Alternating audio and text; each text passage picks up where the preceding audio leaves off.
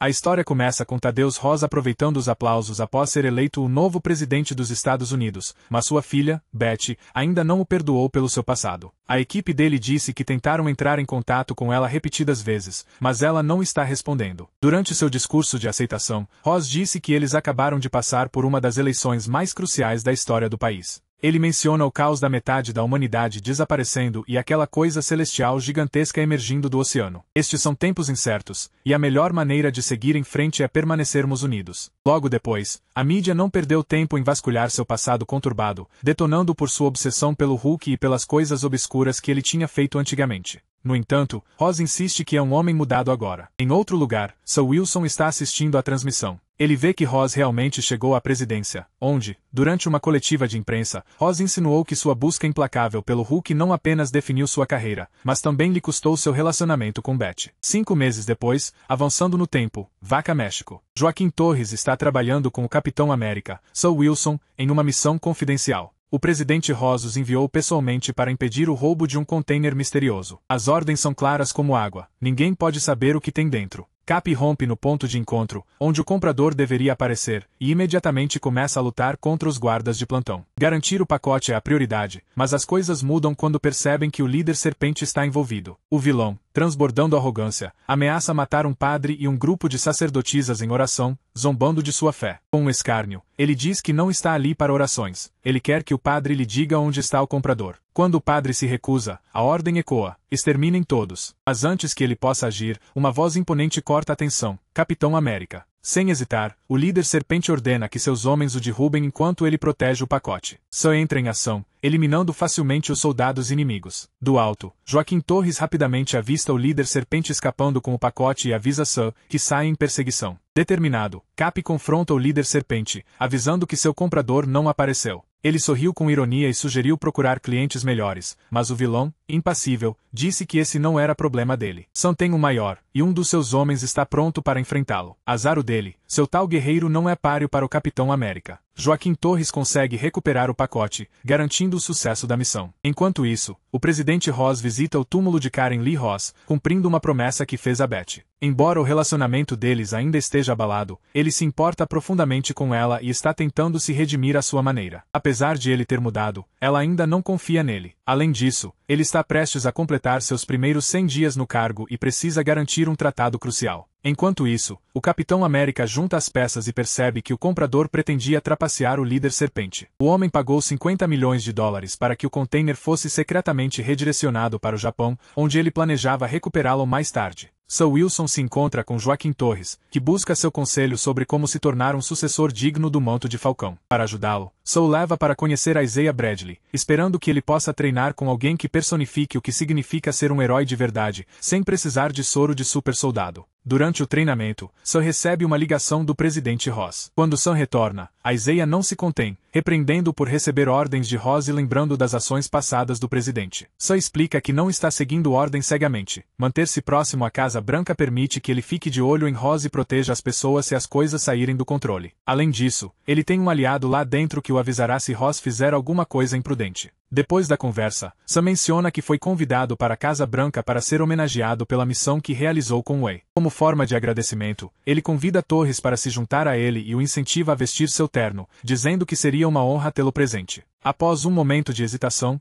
Isaiah concorda. Naquela noite, Sam, Wei e Isaiah chegaram à Casa Branca. Caminhando pelos corredores, Isaiah não resiste a fazer um comentário sarcástico sobre como é estranho estar dentro da Casa da Besta. Antes de seguirem em frente, os três tiram uma selfie para marcar o momento, completamente alheios ao fato de que câmeras de segurança estão gravando a chegada deles. Pouco depois, Sam é chamado ao escritório do presidente Ross. Ross o agradece por recuperar o container, dizendo que isso ajudará a finalizar o tratado que ele tem defendido. Então, do nada, ele solta uma bomba. Ele quer que o Capitão América ajude a reconstruir os Vingadores. Sam nem se abala ao lembrar Ross de que foi ele quem destruiu a equipe, então reuni-la novamente não será fácil. Ross insiste, no entanto, que isso tem que acontecer. Ele argumenta que os Vingadores representam a nação e, sem eles, metade da população não teria sobrevivido às crises recentes. Ele pede para Sam considerar melhor. Antes de partir, Ross o apresenta ao primeiro-ministro do Japão, e eles rapidamente posam para uma foto. Enquanto Sam se vira para sair, o presidente oferece um último pensamento. Talvez ele devesse considerar trabalhar ao seu lado pelo futuro da nação. Mais tarde naquela noite, o presidente Ross discursou para as figuras mais influentes da sala. Em um tom solene, ele declarou que a missa celestial havia emergido do oceano e que, após uma ação decisiva, eles haviam feito a descoberta mais significativa da era moderna. Ele explica que o material que eles descobriram é ainda mais forte que vibranium, chama-se adamantium. Ele então revela que o container recuperado continha parte desse metal valioso, e graças à missão bem-sucedida realizada por dois homens excepcionais, Valkin Torres e o Capitão América, Sam Wilson, eles agora têm uma oportunidade única. O futuro da comunidade internacional depende do que ela fará com esta descoberta. Se as nações concordarem em trabalhar juntas, o adamantium poderia ser distribuído de forma justa, garantindo benefícios para todos. No entanto, tiros irrompem no meio de seu discurso, lançando o evento no caos. Isaiah Bradley abriu fogo de repente, chocando a todos. Sam e Vine imediatamente perseguem Isaiah, mas não são os únicos. Uma equipe da polícia está no seu encalço. Eventualmente, eles o encurralam. Entendendo a gravidade da situação, Sam implorou para que ele não fugisse, alertando que isso só pioraria as coisas. Ele implora para que ele se renda pacificamente. Sem ter outra escolha, Sam vai direto ao presidente Ross. Ele o encontra em uma sala cercada por agentes, mas sua prioridade é lutar por Isaiah. Vendo a determinação de Sam, Ross dispensa os agentes, mas permite que sua assessora de segurança, Ruth, permaneça. Sam defendeu seu amigo, insistindo que não havia como Isaiah ter agido sozinho. Ruth interrompeu, acrescentando que Isaiah não era o único atirando. O serviço secreto e os militares também abriram fogo. Tudo indica um ataque terrorista bem coordenado. Sam rebateu que Isaiah nem sequer sabia onde estava quando foi preso. Ele pede a Ross para deixá-lo ajudar na investigação, mas o presidente, com um tom frio e distante, diz que ele já se sacrificou demais pelo país e que não arriscará mais nenhum sacrifício. É quando Ruth revela uma verdade incômoda, o verdadeiro motivo pelo qual Isaiah pode ter agido daquela maneira. Ela lembra Ross que foi ele quem manteve Isaiah preso por anos, o sujeitou a experimentos desumanos e o tratou como um rato de laboratório. Mesmo assim, Sam se recusa a acreditar que seu amigo é culpado. Com uma determinação renovada, ele diz a Ross que aceitará sua oferta anterior e trabalharão juntos para descobrir a verdade, mas Ross o rejeita imediatamente. Ele deixou bem claro, sem rodeios, que a oferta estava fora de questão no momento em que o amigo tentou matá-lo.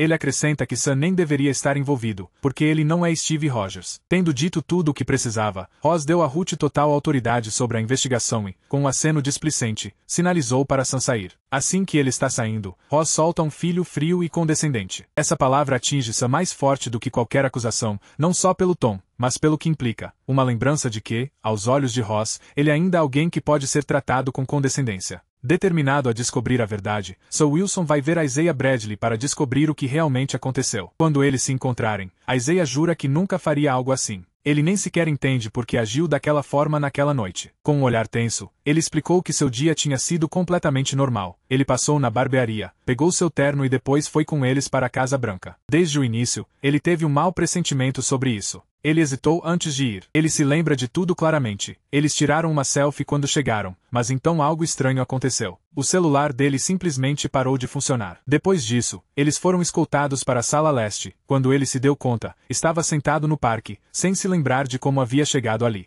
Sam escuta atentamente, assegurando-lhe que acredita em sua inocência e que eles descobrirão a verdade. No entanto, Isaías, resignado, diz que, culpado ou não, não há como escapar dessa vez. Ele sabe que será condenado e passará o resto dos seus dias preso. Se Sam realmente quer ajudar, a melhor coisa que ele pode fazer é se afastar. Enquanto isso, Ruth questiona o agente que permitiu que Sam falasse com Isaiah. Suspeitam que algo semelhante tenha acontecido com os atiradores que abriram fogo contra a Casa Branca. Ruth, enquanto isso, chega à mesma conclusão após analisar alguns relatórios confidenciais. Será que tudo foi uma armação só para levá-los até lá? Tudo indica que o comprador estava observando-os desde o início. Intrigado, Sam ordena que Wayne investigue Ruth, a assessora de segurança do presidente, mais a fundo. Mas, assim que termina a ligação, um ataque repentino interrompe seus pensamentos. As balas voam direto em sua direção. Com precisão letal, Gustavo Fring atira, acreditando que terminou o trabalho, pega o celular de Sam e reporta que o alvo foi eliminado. Confiante no sucesso, ele se prepara para enviar a prova da morte. O que ele não estava esperando.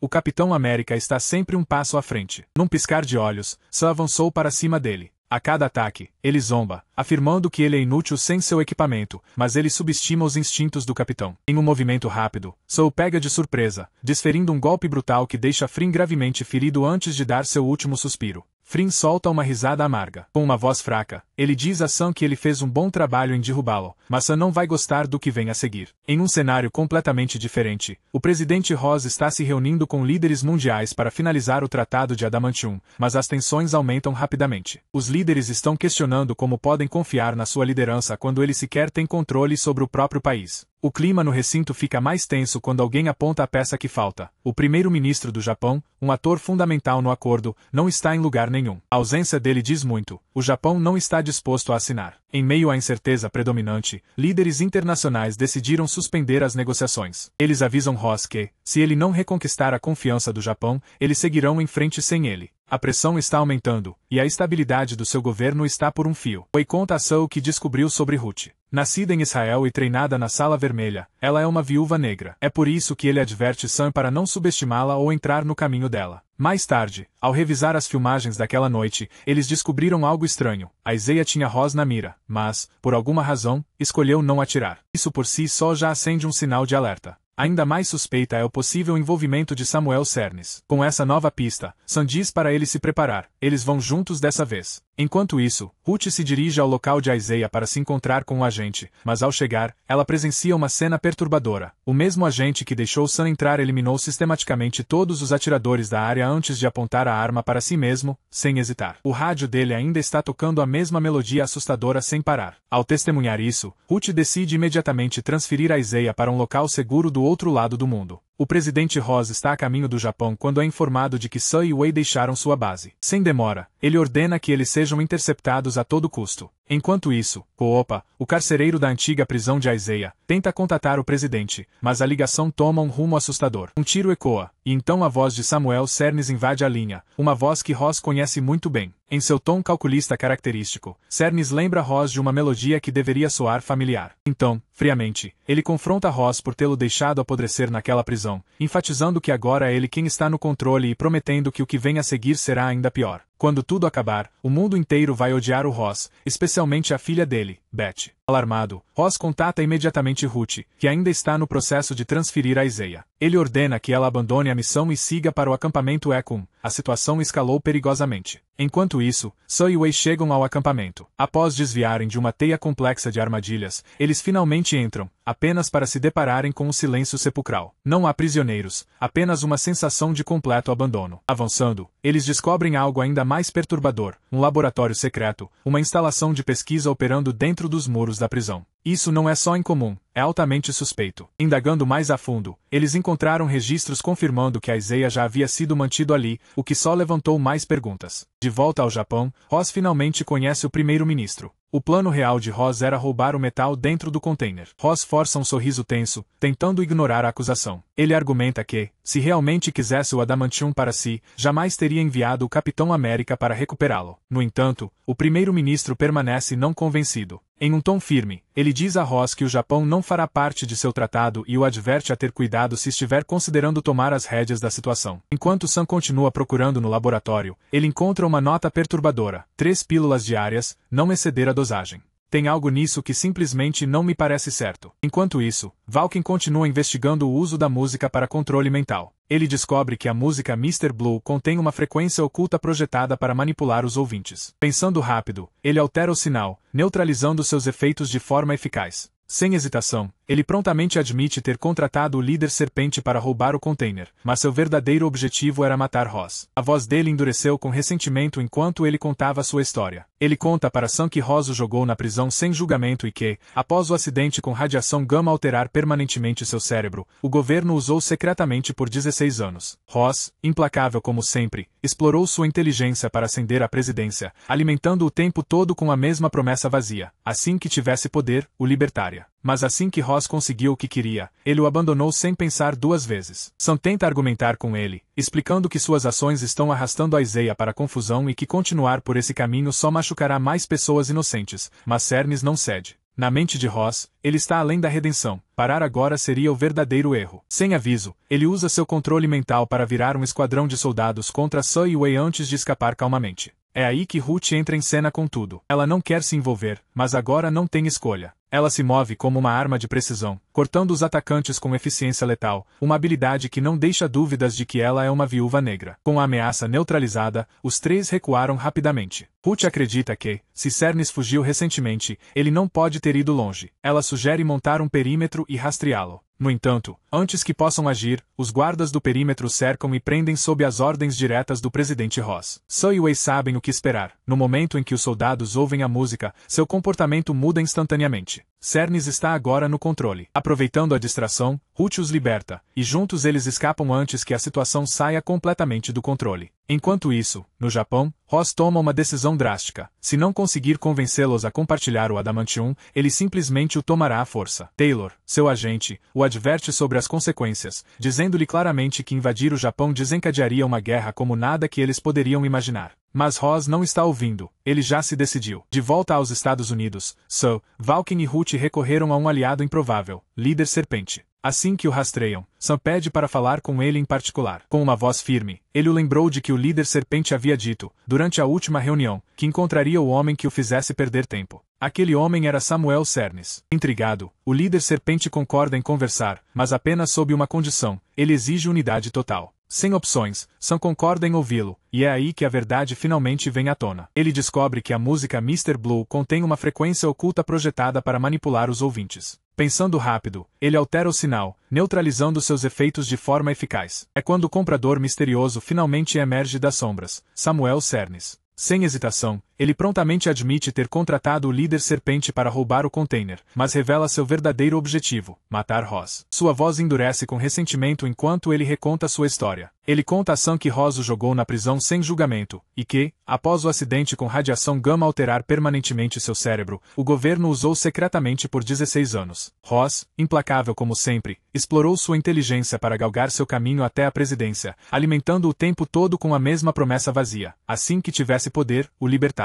Mas assim que Ross conseguiu o que queria, ele o abandonou sem pensar duas vezes. Sam tenta argumentar com ele, explicando que suas ações estão arrastando a Isaiah para essa confusão e que continuar nesse caminho só vai machucar mais pessoas inocentes, mas Cernis não cede. Na cabeça do Ross, ele já passou do ponto de redenção. Parar agora seria o verdadeiro erro. Sem aviso, ele usa seu controle mental para virar um esquadrão de soldados contra Su e Wei antes de escapar calmamente. É aí que Ruth entra em cena com tudo. Ela não quer se envolver, mas agora não tem escolha. Ela se move como uma arma de precisão, abrindo caminho entre os atacantes com eficiência letal, uma habilidade que não deixa dúvidas de que ela é uma viúva negra. Com a ameaça neutralizada, os três recuaram rapidamente. Ruth acredita que, se Cernis escapou recentemente, ele não deve ter ido muito longe. Ela sugere montar um perímetro e rastreá-lo. Antes que possam agir, no entanto, os soldados que guardam o perímetro o cercam, prendendo-o sob ordens diretas do presidente Ross. Su e Wei já sabem o que está prestes a acontecer. No momento em que os soldados ouvem a música, sua atitude muda instantaneamente. Cernis está agora no controle. Aproveitando a distração, Ruth os liberta, e juntos eles escapam antes que a situação saia completamente do controle. Enquanto isso, no Japão, Ross toma uma decisão drástica. Se não conseguir convencê-los a compartilhar o Adamantium,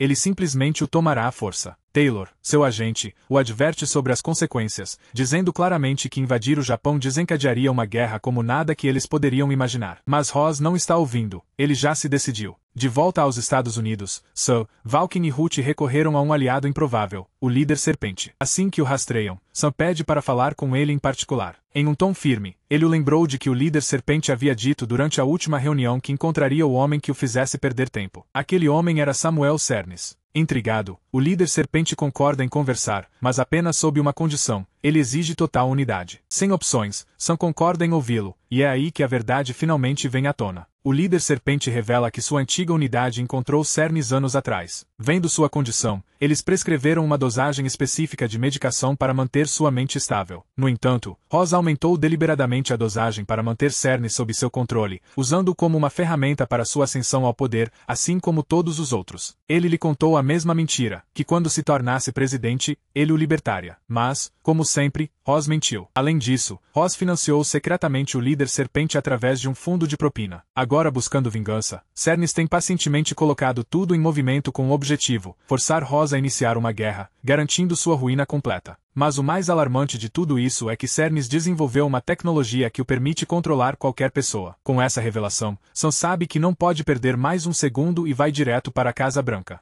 É hora de confrontar o presidente Ross. O presidente Ross é perguntado diretamente se ele tem se sentido diferente ultimamente. A verdade perturbadora é que Cernes o está controlando. Os registros mostram que Ross visitou o acampamento Echo em diversas ocasiões. Pressionado por respostas, Ross finalmente abriu o jogo. Sua saúde estava em estado crítico, seu coração estava falhando, e nenhum médico conseguia descobrir o porquê. Cernes descobriu a causa e, com ela, a solução, um regime de pílulas que o mantém vivo. Em troca, Ross concedeu a ele acesso ao laboratório no acampamento Echo. Ele não podia arriscar perder sua única esperança de sobrevivência, mas tem mais coisas envolvidas. Após o ataque de fúria do Hulk, alguém tinha que ser responsabilizado, e Cernes se tornou dano colateral. Apesar de tudo que Ross fez pelo país, sua filha Betty, a pessoa cuja opinião ele mais valoriza, nunca o perdoou. Era por isso que ele tinha que se agarrar, para provar que ainda podia ser um homem bom. A conversa é interrompida por um relatório urgente. 2 agentes, com a mente lavada pela música de Sterne, abriram fogo contra a frota japonesa. Em meio à crise, Ross ordena que Sun e Wei defendam as forças japonesas e impeçam uma retaliação militar. Enquanto isso, Cernes aperta seu controle sobre a mente de Ross. Em um tom comedido, ele sussurra que os comprimidos finalmente estão mostrando progresso, mas há algo mais profundo em jogo: a raiva. Todo o ressentimento que Ross tentou enterrar ainda está lá, queimando por dentro e corroendo. Ele não precisa dos comprimidos, ele só precisa se aceitar como é. Mas ambos sabem a verdade. Ross nunca vai parar de levá-los, e esse é o preço que ele paga por resistir. Sun reage instantaneamente, mas a sorte não está do seu lado.